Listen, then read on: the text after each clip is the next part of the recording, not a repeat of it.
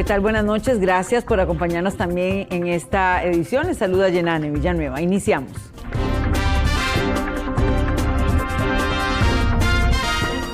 Arrancamos contándole que persiste la polémica en San Rafael de Heredia por la eliminación de árboles enormes de ciprés, un grupo de árboles históricos del cantón.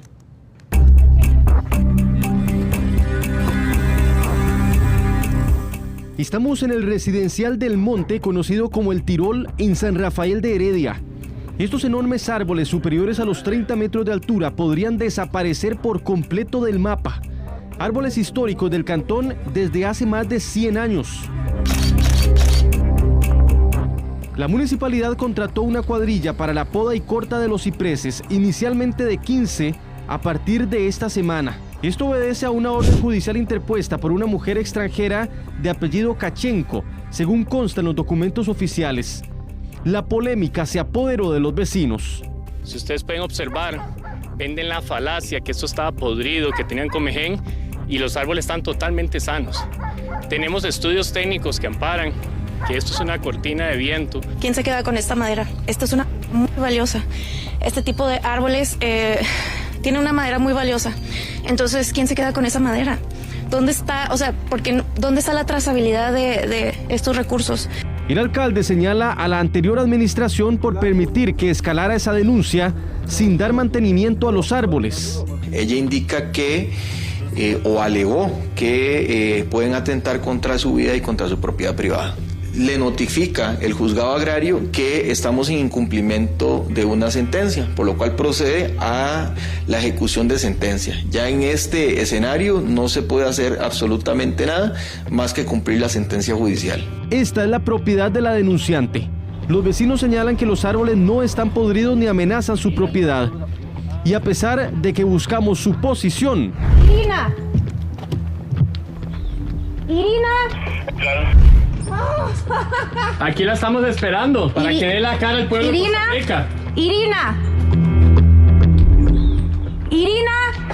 ¡De la cara, Irina! Gracias por la vida. ¡Irina! Doña Irina. Buenas. El único que salió fue el perro. Es bastante triste ver como algo que realmente es nuestra naturaleza acá que nos rodea.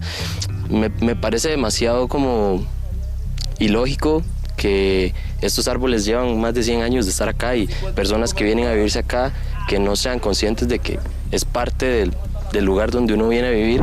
En el 2022 se cortaron 25 árboles como parte de la denuncia fundamentada en el mismo alegato. Luego se cortaron 15 en el 2023 y ahora estos 15 en el 2024. La vecina pretende que se corten 65. Realmente estaba en contra. Yo anteriormente de ser alcalde era regidor municipal y cuando pasaron estas cortas, cuando se hicieron las contrataciones, yo las había votado en contra. Porque más allá del tema de que si son endémicos o no endémicos de la comunidad, los árboles de ciprés, ya es una parte de la idiosincrasia y de la imagen de nuestro cantón. Los vecinos denuncian que los animales se están quedando sin su espacio y hasta aparecen muertos tras la eliminación de los árboles.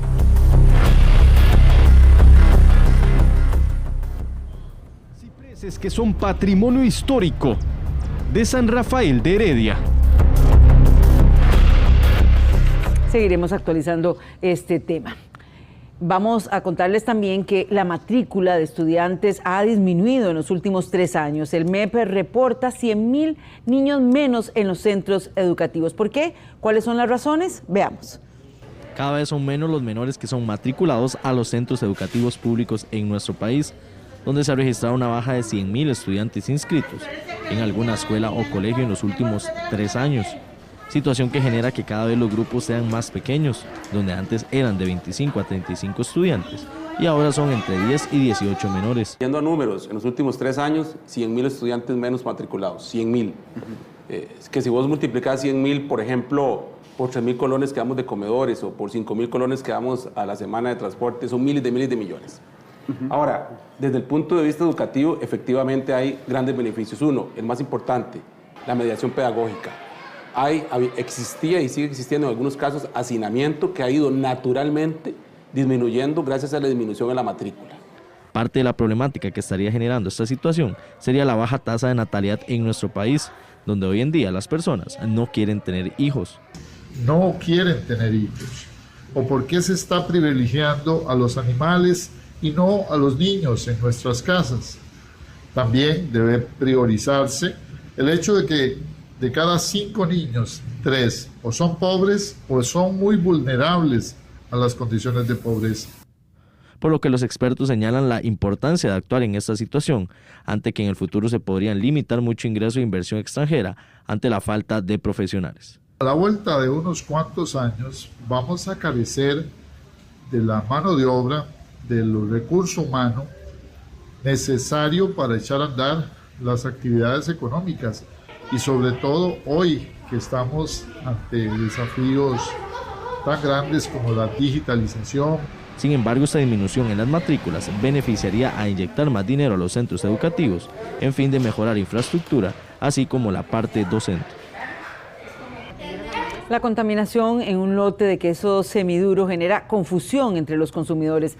Por su parte, los queseros hacen un llamado a no generalizar esta situación. Este martes, las autoridades del SENASA dieron a conocer de un lote de queso semiduro contaminado de la marca Lácteos R&H, lo que causó temor entre los consumidores. Sin embargo, es importante hacer un llamado al consumidor a que no todos los quesos están contaminados. Fue únicamente esa marca y ese lote.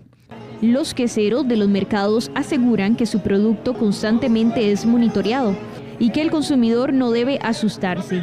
Como todos los negociantes aquí en el mercado central, puedo decir que el queso es de Turrialba. Es muy buen queso, tiene su permiso.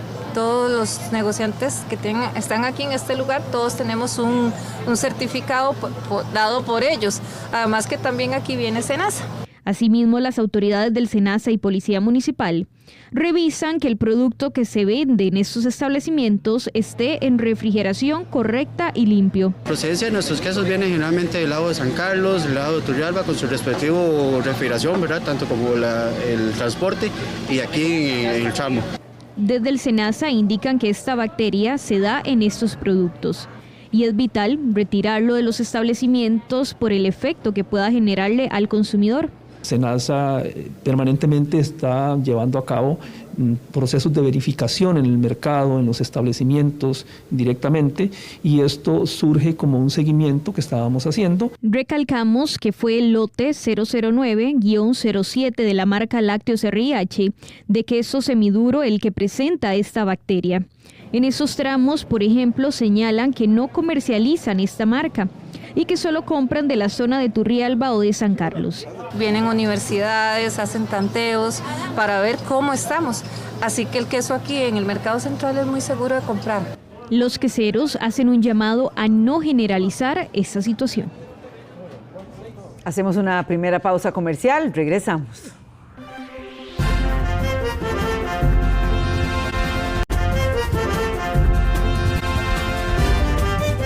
Muchas gracias por acompañarnos. La sectorización para ordenar la entrada y la salida del transporte público en San José lleva 2 meses de atrasos por falta de tarifas. Pero en diciembre se tenía previsto iniciar con la primera línea habilitada del proyecto de sectorización del transporte público.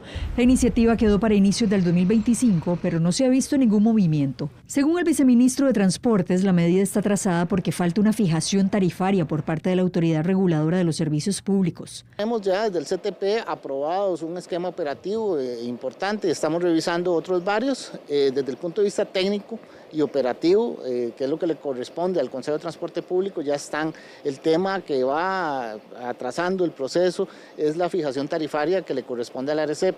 En este sentido, si no me falla la memoria, la semana anterior en el Consejo de Transporte Público se tomó un acuerdo solicitándole a la ARECEP celeridad en ese proceso de fijación tarifaria. La ARECEP indicó: estamos a la espera de los volúmenes de pasajeros de esos nuevos recorridos y estamos coordinando con el Consejo de Transporte Público para que nos nos remita esa información. Aún no hemos recibido nada oficial.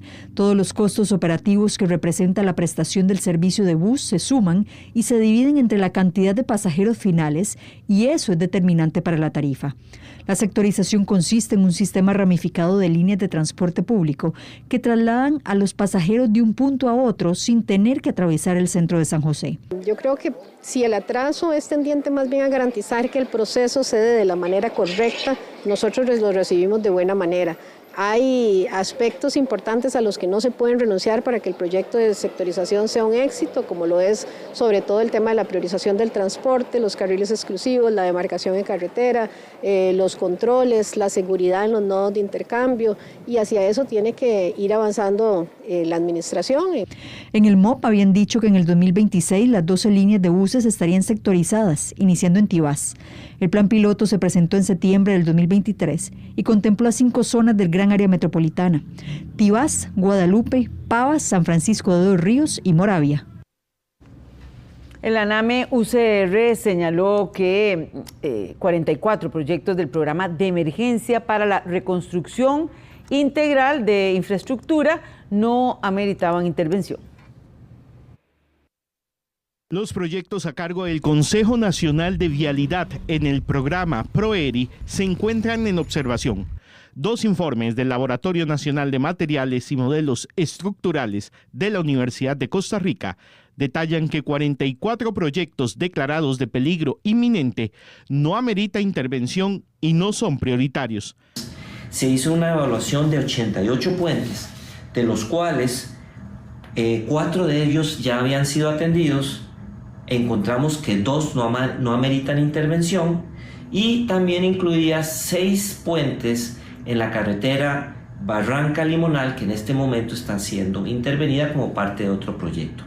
Ante esta situación, en el oficialismo averiguan el alcance que tiene el ANAME en este tipo de proyectos. Me gustaría también revisar cuál es la competencia de la ANAME, porque la ANAME es laboratorio material y de modelos estructurales, ¿verdad?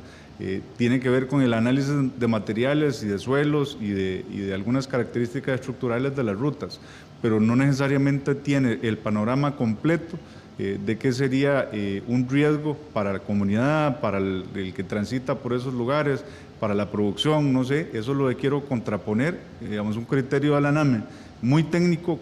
En el informe de la Contraloría se detalla que la Comisión Nacional de Emergencias no ha presentado evidencias de verificar la condición de peligro inminente de los proyectos del PROERI.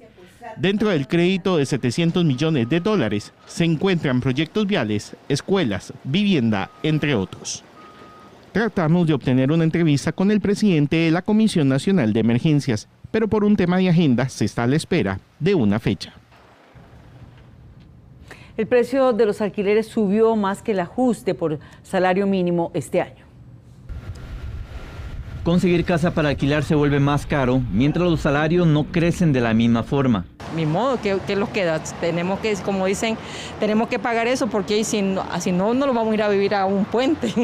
El salario mínimo aumentó un 2.37% en enero, pero las casas de alquiler subieron un 4.73% en el último año, encareciendo la renovación de contratos para las familias. Nosotros pagamos, digamos, casi 270,000.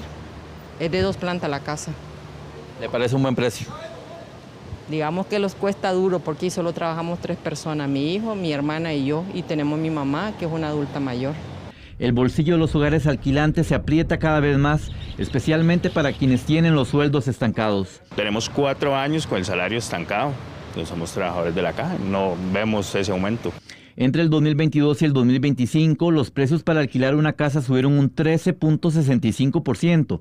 Esto quiere decir que una casa que se alquilaba a 300,000 colones hace 3 años, ahora se alquila por 341,000 colones. Como somos 3 personas las que aportamos ahí, se prorratea un poco el gasto, pero de cuando es uno solo, de cuesta más, ¿verdad? En el CENFI estimamos que el alquiler de vivienda seguirá tensionado en todo este año 2025. Y no prevemos una mejora a corto plazo. Incluso podríamos terminar este año con aumentos de alquiler por encima del 5% anual. San José ha visto un auge en las viviendas de alquiler, pero casi todas están destinadas a quienes tienen altos ingresos.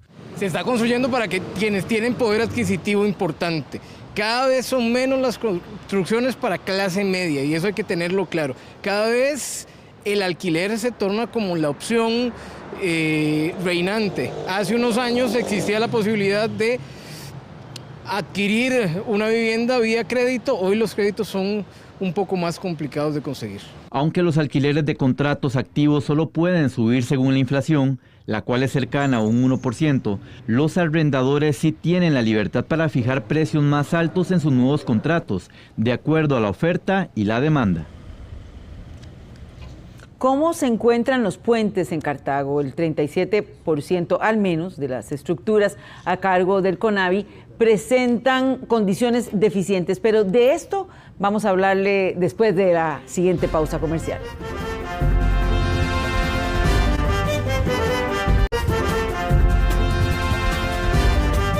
Muchas gracias por acompañarnos. Lo que les decíamos antes de la pausa, vamos a profundizarlo. ¿Cómo se encuentran los puentes en Cartago? Casi el 40% de las estructuras a cargo del CONAVI presentan condiciones deficientes, esto según un estudio del Tecnológico de Costa Rica. Noticias Repretel visitó la zona y comprobó que también hay atrasos en estructuras a cargo de la municipalidad. ¿Cuál es el estado de los puentes en Cartago? Para comprenderlo, es necesario volver al pasado. Las fiestas populares en la capital se deberían realizar el día del Santo Patriarca San José. ¿Qué pasaba en Costa Rica en 1963?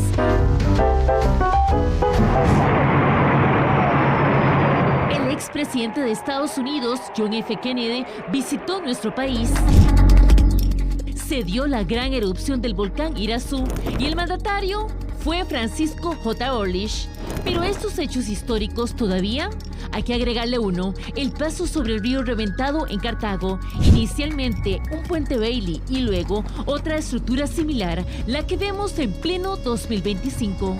Aquí otro ejemplo, el puente sobre el río Taras, con sus imponentes casi 100 años de antigüedad, fue construido nada menos que en la última administración de Ricardo Jiménez de 1932. En octubre de 2024, la estructura cayó. ¿Qué pasó con las promesas del MOP? Yo considero ahorita que está deficiente. Inclusive, bueno, hay uno que está a la entrada de Taras, que ya ese tiene tamaño rato desde que se falseó y no lo han reparado. Prácticamente hay un puente y hasta que el puente caiga, ya hasta ahí llegó. Sí se ven puentes que son muy viejos. Por ejemplo, el puente de Limbo. Un estudio del Tecnológico de Costa Rica reveló que de los 45 puentes a cargo de la municipalidad, 9 se encuentran en alerta por mala infraestructura y 32 presentan deficiencias o se encuentran en condición de vulnerabilidad ante eventos meteorológicos. Los puentes se pueden ver afectados, ¿verdad?, por la crecida del río y pueden verse afectadas sus fundaciones, incluso podrían generar el colapso. Quizá el que se lleva el premio, solo que para juzgarlo habría que hacerlo sobre un puente, y aquí no existe. Mario Redondo, alcalde de Cartago, anuncia un plan. Acabamos de adquirir un crédito con el IFAM para reparar 16 puentes en este año. El puente Santa Gertrudis, el puente sobre el río Barquero, el puente sobre el río Amapola en Quircó. El mismo Tecnológico analizó la estabilidad de los puentes, pero ahora a cargo del CONAVI. Inspeccionaron 131 infraestructuras. De esas, 49 están en condición deficiente, con daños importantes. Pueden generar el colapso de algunas de las estructuras, que ya sucedió, o sea, lo vimos en este puente de Taras. Durante 2024, el CONAVI dio a conocer que invertiría $50 millones en diferentes arreglos de puentes para la provincia de Cartago. En reiteradas ocasiones, Noticias Repretel intentó conocer la posición del CONAVI, pero hasta el momento no tenemos respuesta.